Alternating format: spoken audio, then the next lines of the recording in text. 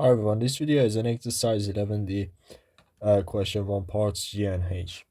So in part G, we want to integrate x times e to the x squared. So this section is about integrating by using the reverse chain rule. So in this exponential case, we can first make an educated guess that let's say when we integrate, then we'll get something in the form e to the power x squared. So this is our educated guess. But now let's differentiate this function and see how close the derivative is equal to here. And then based on that, we can make some adjustments to get exactly the same thing as here. So when we differentiate e to the x squared, we get basically the derivative of power comes down, which is 2x, and then the function itself, which is e to the x squared.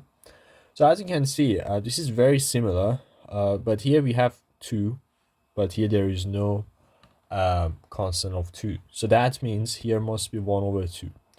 Because when we have 1 over 2, then essentially that 1 over 2 cancels out with this 2, and we'll be left with x times e to the x squared.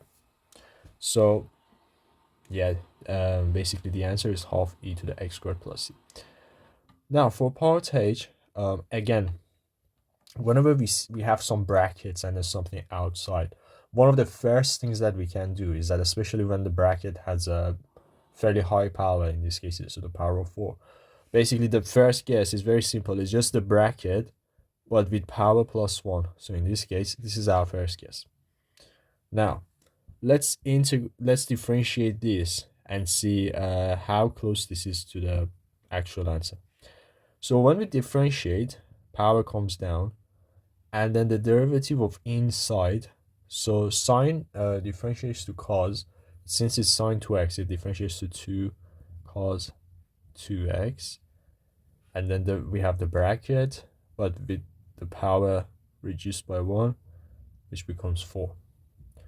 Now when you compare this to this function here inside integral, as you can see, we have the brackets are the same.